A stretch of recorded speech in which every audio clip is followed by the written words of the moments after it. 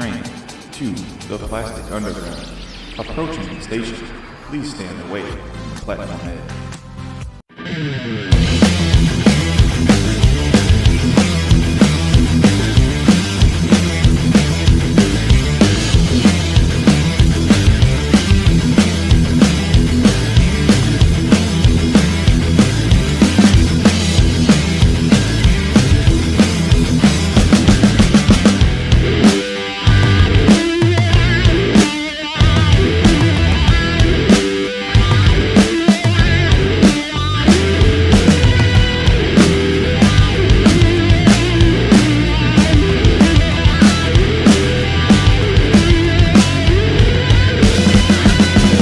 What's up, everybody? Welcome back to the Plastic Underground. This week I'm making something new from Zelda. I made a Master Sword a long time ago for my nephew, but the new Master Sword from Tears of the Kingdom is kind of like this, like infected, like decaying sword. I thought that was a pretty cool concept, so I wanted to make that. And it was, it took me a little bit getting this like grounded and cut right. It was a lot of time, but I made patterns for you guys, like always. And funny enough, I ran into my neighbor a couple weeks ago at Starbucks, and it was the day Tears of the Kingdom came out. He had a Zelda shirt on, and he was getting coffee, and he said, yeah, well, I'm going home to play Zelda.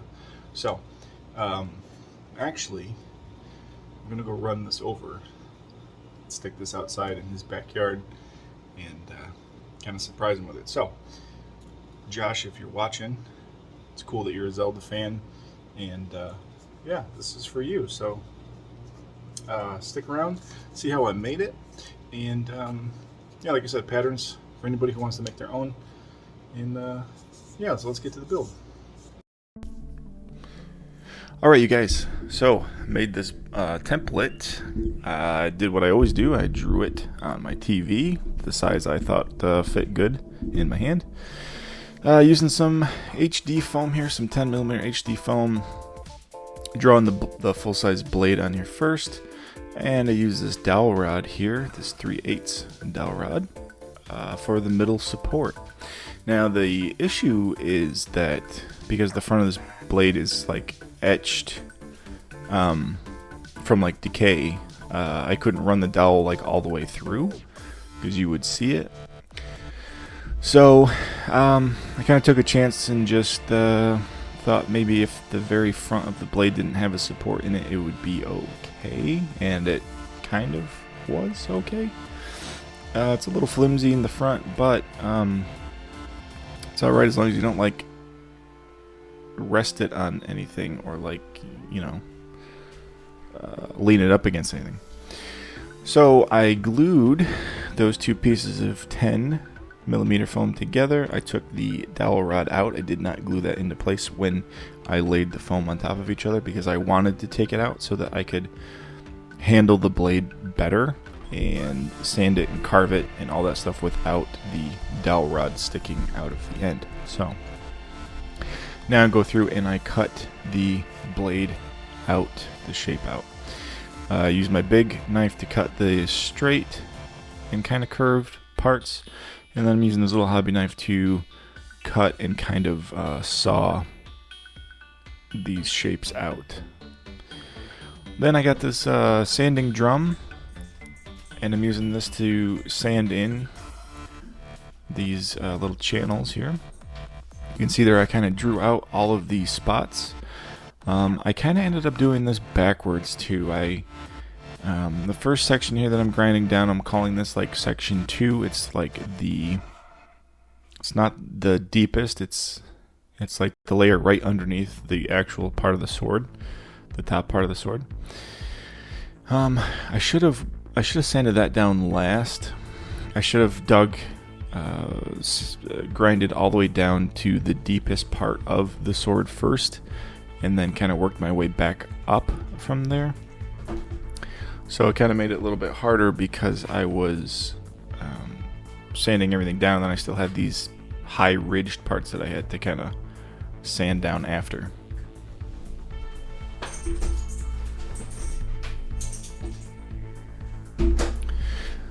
Then I kind of go through here with my sanding drum, and now I am shaping the actual blade part, sanding these down so that you can kind of get the edge of the blade. And this back part here has to be ground down a little bit so that you can start working on the guard. So now the guard, I'm using 2mm foam, HD foam, and I got this shape cut out here for the back and a shape cut out for the front. The back piece wraps around the side of the blade part here on both sides. It wraps around onto that flat part there.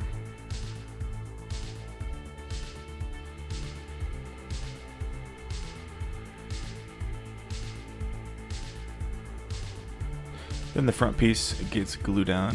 You can see I kind of like pre-drew and marked where that stuff needed to line up, so that it made it a lot easier to glue on.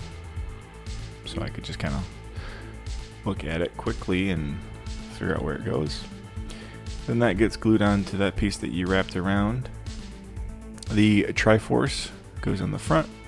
This is a solid piece of 2mm foam that I cut out and drew with a pencil the actual triangle parts on there, so that I could use my hobby knife and score cut these triangle lines out here, just like I always do with like panel lines and stuff. I always cut it with a hobby knife, and then I heat it with a heat gun, and it separates the cut so that you end up with these good panel lines.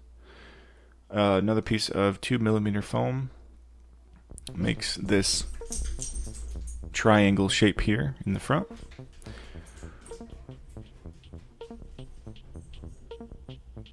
I'm just using some super glue to glue this in quick.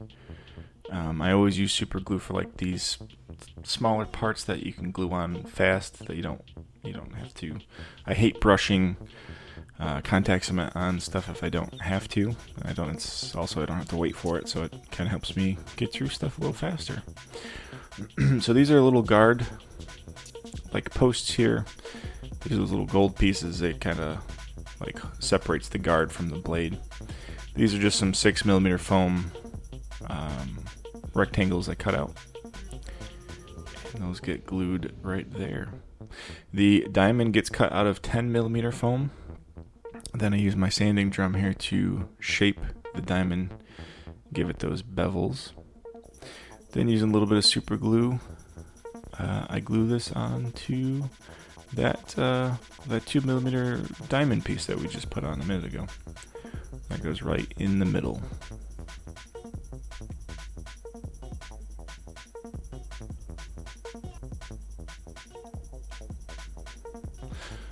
And then I can start working on these wing pieces. Now, the reason that these are in two separate pieces is because I originally had a different plan, but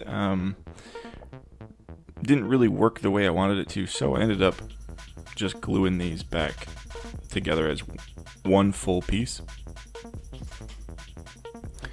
These shapes are tough. They really take a long time to get these shapes right. So I start with basically 20mm of foam. I draw on the design on both sides.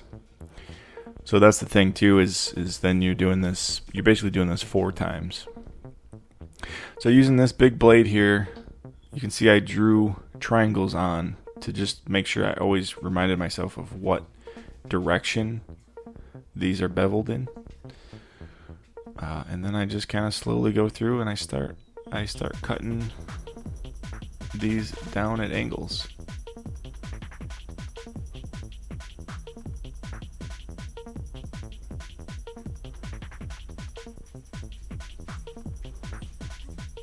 And I use a mixture of both blades for doing this. Some parts are small, some parts are big.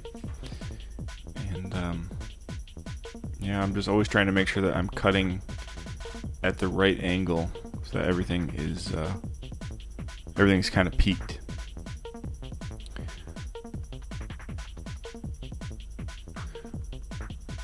So then I end up cutting those lines straight down to kind of set my depth, and then I cut at an angle the top line there.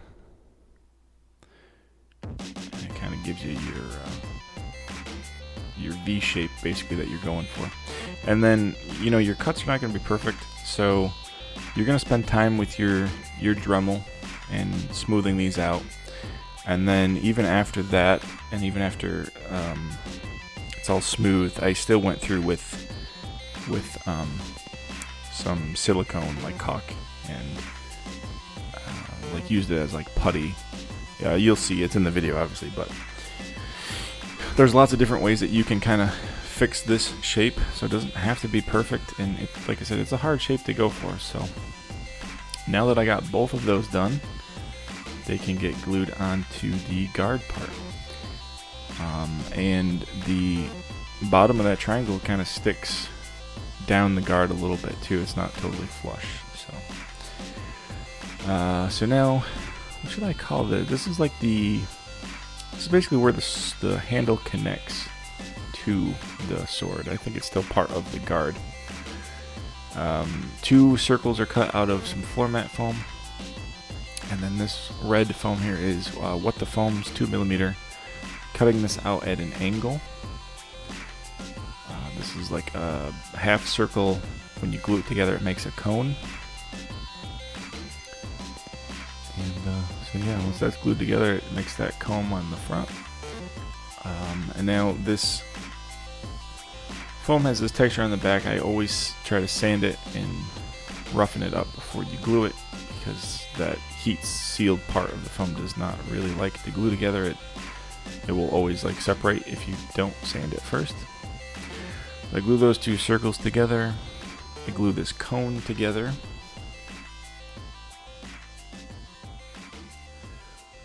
And then I go through and I start cutting away these circles.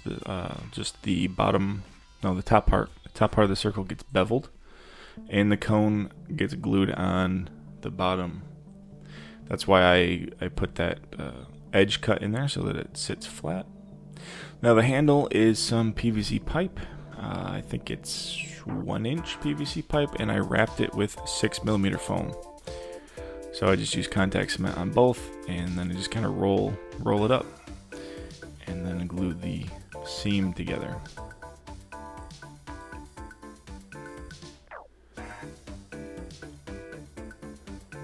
And that gives you a good base for the handle. It also keeps everything foam, so everything looks the same when it's painted.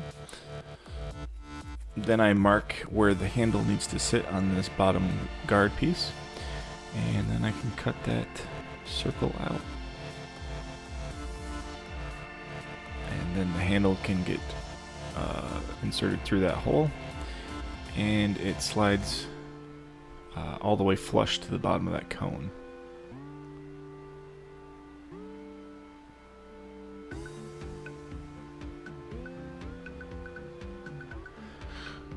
So then that red piece gets glued flush to the bottom of that, and then I cut out these triangle parts here.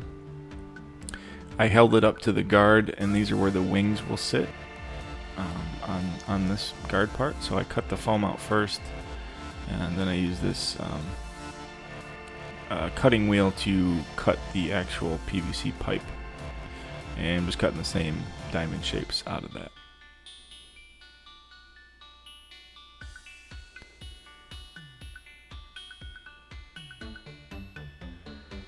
And then I cut away a little bit of the wing so that the dowel can go back in.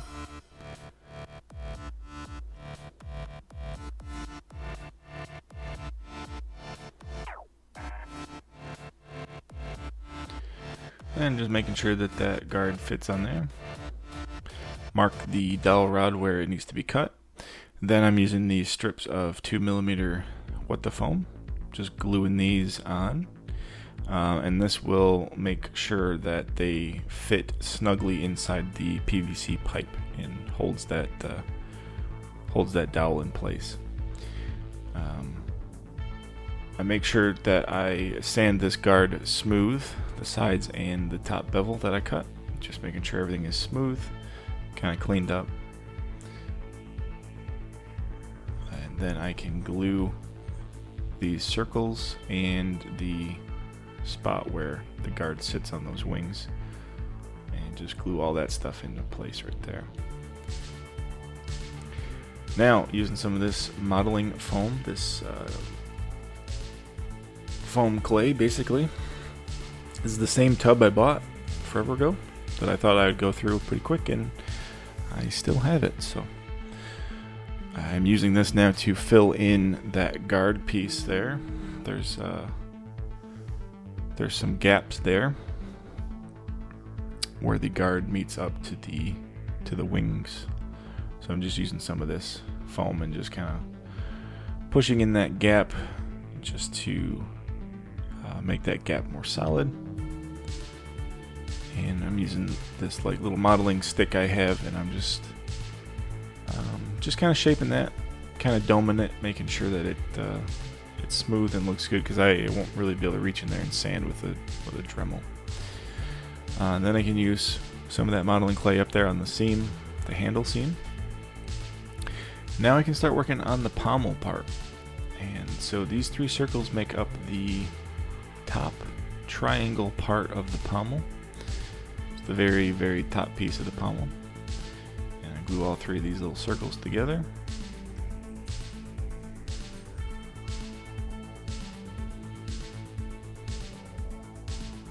And then these 2 big circles get glued together. Actually, there's 3 of these.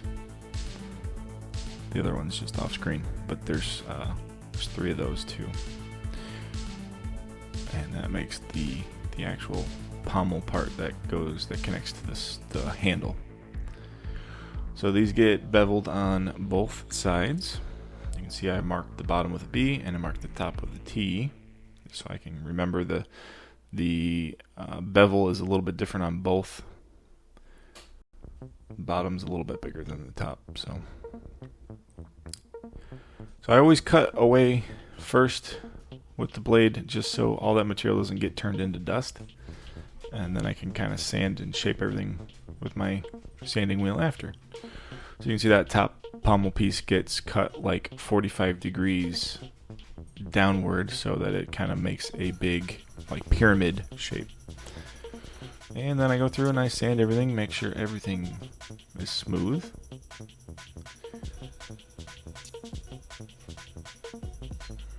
And then I can go ahead and glue that pyramid pommel part on the top.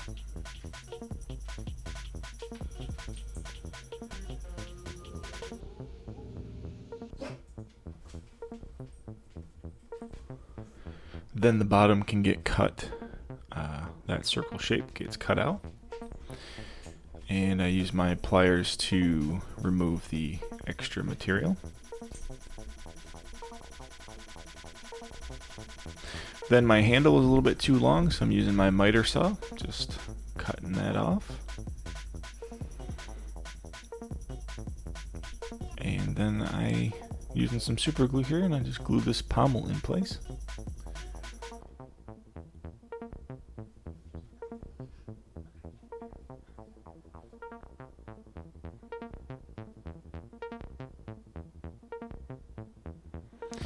Then there are these rings that go below the pommel part and the guard part. Just using some 6mm foam here. And I'm gluing these all the way around. And then where they meet up with each other, I just cut those off straight. And then glue those on.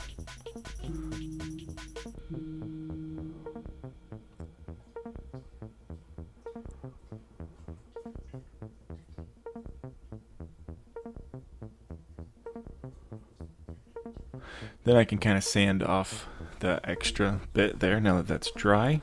Make sure the handle is smooth. The bottom ring can get glued into place the same way that the top ring does. Just make sure that that gets glued on there. And now for the straps, I cut out 2mm foam and just wrap that around.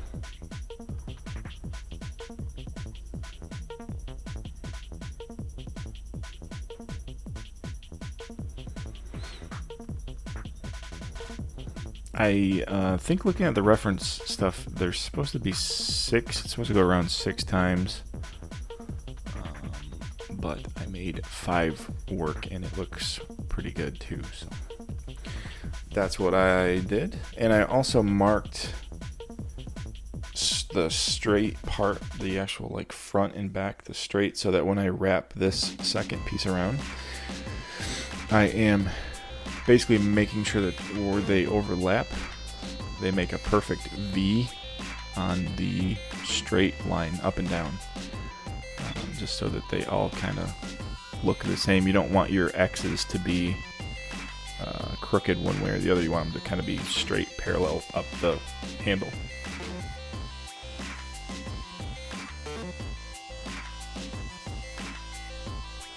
So I do that all the way down to the bottom, and then even that little last bottom piece there is the same. And then I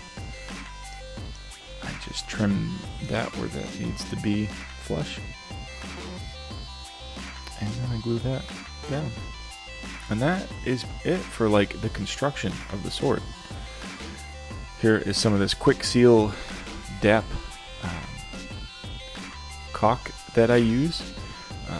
Usually the stuff is white or clear, but the stuff I bought was almond, and this tube's almost gone. But I apply this with my finger, and I'm just trying to get this down into the channels that I cut, just making sure any little seam or gap is filled so it's not as noticeable. And then this stuff, if you get a little bit of water on your finger, you can really like smoothen it out, so you don't leave like your finger textures, and it's not doesn't look bad if you smooth it out. So now I spray everything with Plasti Dip. I put 4 coats of this gray Plasti Dip on. I usually buy black Plasti Dip, but all they had was gray. So I didn't hate it. It kind of works the same way as black Plasti Dip. You just put enough coats on, and I actually kind of like the gray base.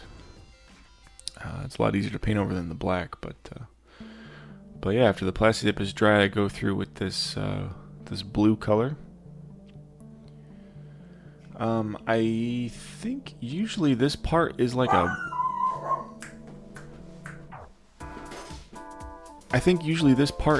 a purplish blue in most of the other games, but the artwork I looked at for Tears of the Kingdom, it's kind of more blue, so it's kind of what I went for. And then I get this lighter blue here, and I brush this on by hand. This goes on the front and the back of the blade. The flat part of the blade, the edges of the blade are still silver. And yeah, so I think I did 3 coats of this by hand with my brush. Just make sure that I get good coverage and I don't have a ton of like brush strokes. So I really try to not put the paint on thick and try to really like brush it out. And I brush it in different directions every layer I put on. Then I can go through with some gold.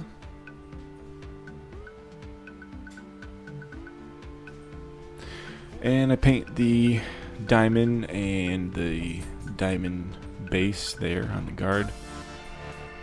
And I paint all of the edges first.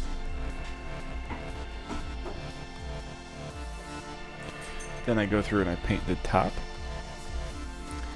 And then I do the same thing with these guard pieces here on the bottom. I paint the sides first, making sure that everything is clean and crisp. Then I go through on the top and I paint the tops in.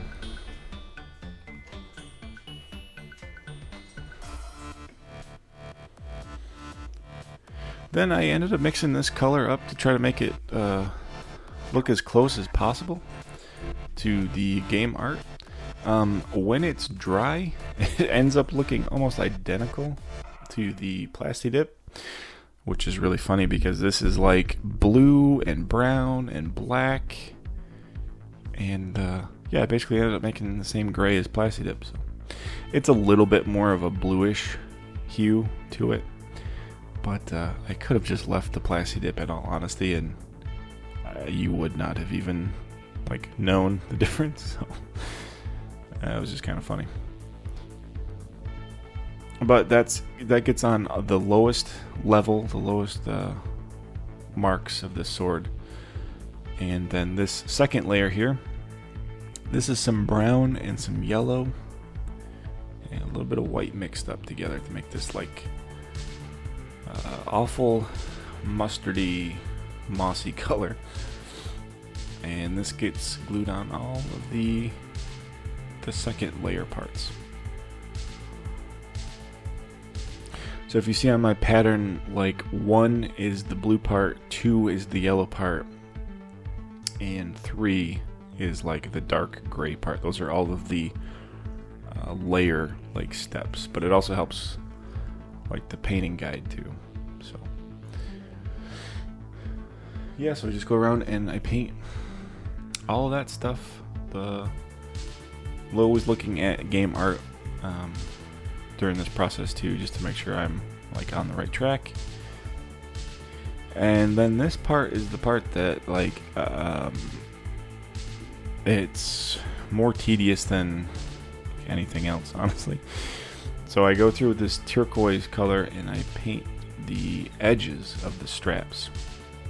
I paint both sides of the edges, and then I have to paint the top of the straps, and this needed about 3 coats too. Then that's done, and I can finally go in with my silver, and I paint the actual cutting edge of the sword silver.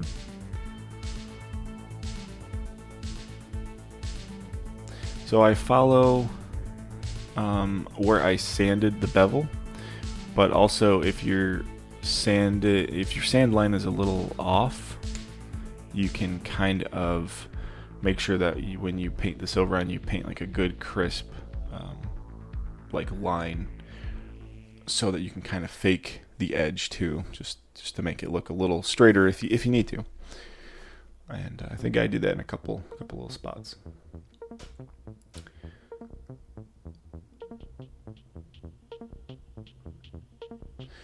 And for me, this is kind of the part where I kind of brought everything together. Before the silver was on there, it kind of has like a lot of colors going on. But once you put the silver on there, to me, it kind of brought the whole thing together. You can kind of tell the difference in the like parts of the sword. You can really tell that there's different textures and depths and shapes going on, which I think really helps.